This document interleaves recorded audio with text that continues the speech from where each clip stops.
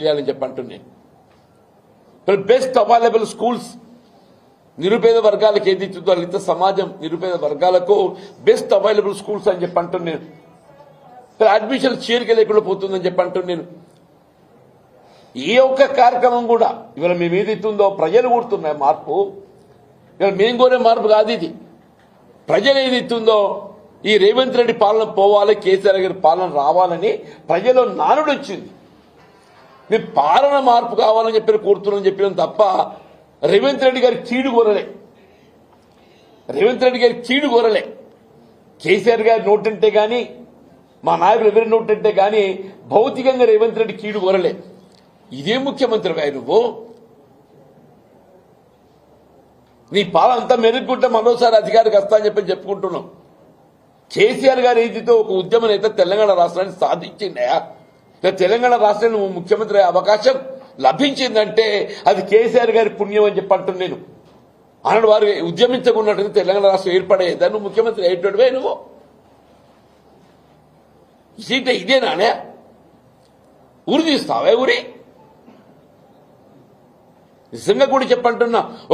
ఒక పాలక పక్షంగా ప్రభుత్వం ఏదైతుందో ప్రజాస్వామ్యయుతంగా ప్రతిపక్షాలు బలంగా ఉండాలని కోరుకోవాలి. అటువంటిది ఏదైతుందో వాస్తవాలు మాట్లాడుతుంటే దాన్ని భిన్నంగా విమర్శనాత్మకంగా నువ్వు మేడిగడ్డ సందర్శించినవా.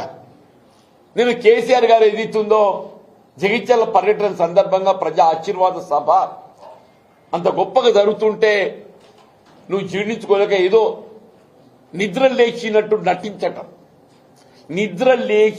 నటించటం. మేడిగడ్డ కురింగిపోయింది. ఎన్నడు కురింగింది? 30 మాసాలు అయింది. 2 పిల్లలు కురింగినాయి. దాన్ని నిర్మాణం చేసింది ఎవరు? వీళ్ళ ఎల్ఎన్టీ పబ్లిక్ అండర్టేకింగ్. అది అసలు నిజంగా ఎల్ఎన్టీకి అంతర్జాతీయ స్థాయిలో గుర్తింపు ఉంది. అది ఎవడు చెప్తే ఏంటోడు కాదాళ్ళు. ఎల్ఎన్టీ నిర్మాణ సంస్థ అనేది ఏదైతే ఉందో అంతర్జాతీయంగా గుర్తింపు పొందింది. అది ఎవరి సలహాలు సూచన చేస్తే అది తప్పులు చేసేటువంటి సంస్థ కాదు. అది సరే పిల్లలు కుంగినాయి, దురదృష్టం అది. అవి మరమ్మతు చేసుకుంటూ 400 కోట్లు అవుతాయి. ఎక్కువ మరమ్మతు చేసుకుంటూ 400 కోట్లు అవుతాయి. 30 మాసాలు గడిచింది. ఎన్డీఎస్ఏ జాతీయ సంస్థ ఏదైతుందో వాళ్ళు సంవత్సర కాలం దాన్ని నార్చీలు పెండింగ్ పెట్టిండ్రు. వాళ్ళు రిపోర్ట్ ఇచ్చి సంవత్సర కాలం గడిచిందే. దాని పునర్నిర్మాణం ఈ పాటికి అయిపోయేది ఉండే. అని చెప్పి అంటున్నాను. నువ్వు ఎంతవరకు కేసీఆర్ గారిని ఒక దోషిగా నిలబెట్టే ప్రయత్నం తప్పేదైతుందో ఈ తెలంగాణ రాష్ట్ర భవిష్యత్తు అని చెప్పండి జీవన ఆధారం. మేడిగడ్డ ఇవాళ ఏదైతుందో ఈ తెలంగాణ రాష్ట్ర భవిష్యత్తు జీవన ఆధారం అని చెప్పి అంటున్నాను. ఏ స్థానాలు మేము కూడా మాట్లాడినాం. ప్రాణహిత నదీ జలాలు తుమ్మడేటి వద్ద నిర్మాణం చేసే అవకాశం ఉంటే నిర్మాణం చేయాలని చెప్పినమే. కేసీఆర్ గారు ఏదైతుందో మహారాష్ట్ర ప్రభుత్వంలో ఒప్పందంలో భాగంగా 145 మీటర్లతో ఒప్పందం వారే కుదిర్చిండ్రు. కేసీఆర్ గారే, నువ్వు చేసింది కాదు. అలా మనం ఆశించిన జలాల లభ్యత పొందలేకపోతున్నామని చెప్పని దిగువ 100 మీటర్లకు వచ్చిందా. 10,000 కట్టి నీళ్లు పెట్టిన పొయ్యి అన్నట్టు ఏదైతుందో మొత్తం లిఫ్ట్లు నీకు సిద్ధంగా ఉన్నాయి.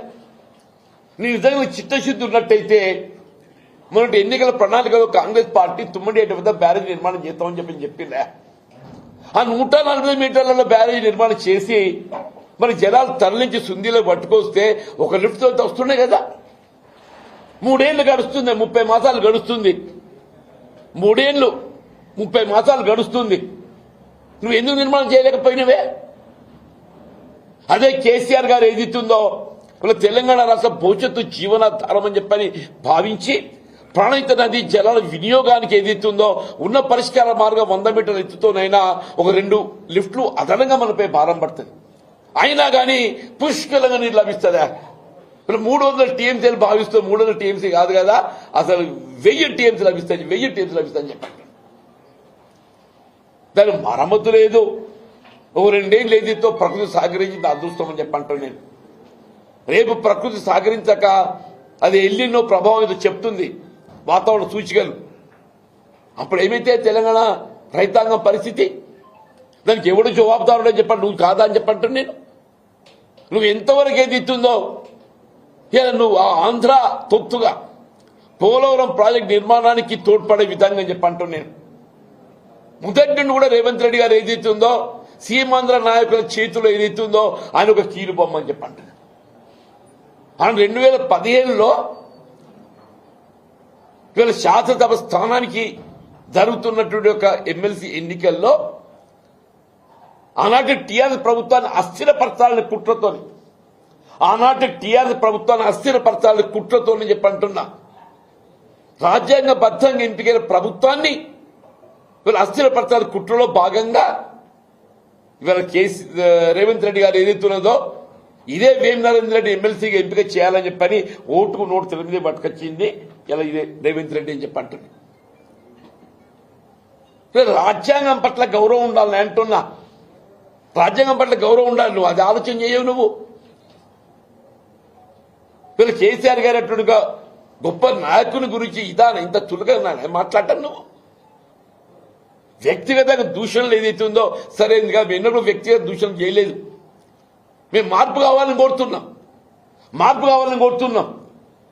ఈ రాష్ట్రాన్ని పట్టిన శని పీడ విరడ కావాలని కోరిన రేవంత్ రెడ్డి ఈ రాష్ట్రాన్ని పట్టిన శని పీడ విరడ కావాలని కోరినని చెప్పంటున్నాను. నేను రాష్ట్రాన్ని తిరోగమన చర్యలు తీసుకెళ్తున్నాం కాబట్టి మార్పు కావాలని కోరినని చెప్పంటున్నా. నా ప్రజా జీవితం ఏదైతుందో తెరిచిన పుస్తకమై నీలాగా నేను తొక్కుకుంటూ రాలే. నా ప్రజా జీవితం తెరిచిన పుస్తకం అని చెప్పంటున్నా. 1981లో 30 సంవత్సరాల వయస్సులో పంచాయతీ సమితి అధ్యక్షుడు ఎంపికైతే ఆ ఉమ్మడి కరీంనగర్ జిల్లాలో 14 మంది పంచాయతీ సమితి అధ్యక్షులుంటే 13 కాంగ్రెస్లో చేరిండు. 14 పంచాయతీ సమితి అధ్యక్షులుంటే 13 కాంగ్రెస్లో చేరింది. నేను ఒక్కరిని కాంగ్రెస్లో చేరలేదు. అధికార పార్టీ లాలూచీకి లొంగనటువంటి వాడిని నేను ఒక్కరిని మాత్రం చెప్పంటున్నాను. ప్రతిపక్ష నిలబడేది ఇస్తుందో నేను ముందు పోయినని చెప్పంటున్నాను. ఎన్టీ రామారావు ప్రభుత్వ హయాంలో ఏదైతుందో భాస్కర్ రావు గారిని ఎప్పుడైతే మంత్రివర్గంకి తొలగింప చేయడం జరిగిందో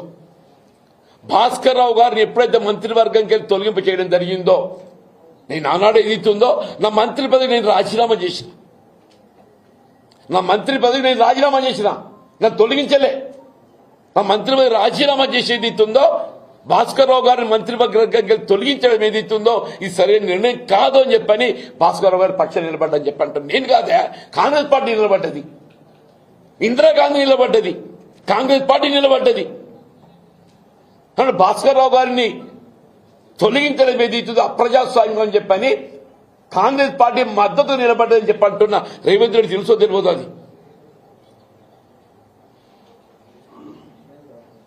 భాస్కర్ రావు గారికి తదుపరి కాలంలో పార్లమెంట్ సభ్యుడిగా అవకాశం కల్పించేది కాంగ్రెస్ పార్టీ. నాదేళ్ల భాస్కర్ రావు గారికి తదుపరి కాలంలో పార్లమెంట్ సభ్యుడిగా ఖమ్మంకి వెళ్ళి అవకాశం కల్పించేది కాంగ్రెస్ పార్టీ. నేను చట్టాల గురించి మాట్లాడడం లేదు, రాజ్యాంగం గురించి మాట్లాడడం లేదు. రాజ్యాంగం గురించి మాట్లాడితే 84లో ఏదైతుందో అసలు పార్టీ ప్రేమలో చట్టమే లేదు. 84లో పార్టీ ప్రేమలో చట్టమే లేదు. పార్టీ ప్రేమలో చట్టం అమలుకి వచ్చింది ఎన్నడూ 85లో వచ్చింది రాజీవ్ గాంధీ గారు ప్రధానమంత్రి అయిన తర్వాత. అయినప్పటికీ ఏదైతుందో ఆయన ఉమ్మడి ఆంధ్రప్రదేశ్ శాసనసభ రద్దయిన తర్వాత నవంబర్ 1984 ఉమ్మడి ఆంధ్రప్రదేశ్ శాసనసభ రద్దయింది. ఇది రద్దయిన తర్వాత డిసెంబర్లో ఏదైతుందో పార్లమెంట్ ఎన్నికలు వస్తే పెద్ద చొక్కారావు గారు పార్లమెంట్ సభ్యుడిగా కాంగ్రెస్ పార్టీ అభ్యర్థి పోటీ చేస్తే ఏదైతుందో మేమందరం కాంగ్రెస్ పార్టీ మద్దతు తెలుపుతామని చెప్పంటాం. నీలాగా అప్రజాస్వామికంగా రాజ్యాంగ నిబంధనలు ఉల్లంఘించి కాదు, రాజ్యాంగం పట్ల గౌరవం ఉన్నటువంటి ఒక నిబద్ధత గల నాయకుడిగా మా ప్రజా జీవితం కొనసాగిందని చెప్పంటున్నా. మేము ఆనాడైనా ఈనాడైనా ఎన్నడైనా రాజ్యాంగ నిబంధనలు కట్టుబడి మా ప్రయాణం కొనసాగిందని చెప్పంటున్నా. 2014లో నేను ఒకే ఒక్క శాతం తప్పినాయా. మొత్తం 3 ఉమ్మడి జిల్లాలలో కరీంనగర్, నిజామాబాద్, ఆదిలాబాద్ ఉమ్మడి జిల్లాలలో ఎంపికైన ఒక సభ్యుడు విఠల్ రెడ్డి గారు బీఆర్ఎస్ లో చేరితే నేను ఒకే ఒక్కరిని మిగిలినని చెప్పంటున్నాను. 2019లో శాసన మండలి సభ్యుడికి ఎంపికైనాడు ఏదైతుందో అసలు పార్టీ పేరు చట్టమే అడ్డం కాదు, నేను ఏకైక సభ్యుడిని కాబట్టి. అయినా కానీ ఒక నిబద్ధత గల నాయకుడిగా నేను ఎంపీ కావడం తోడ్పడ్డది కాంగ్రెస్ పార్టీ కాబట్టి అని నేను శాసన మండలిలో నేను ఒంటరి పోరాటం చేసిన అని చెప్పంటాను.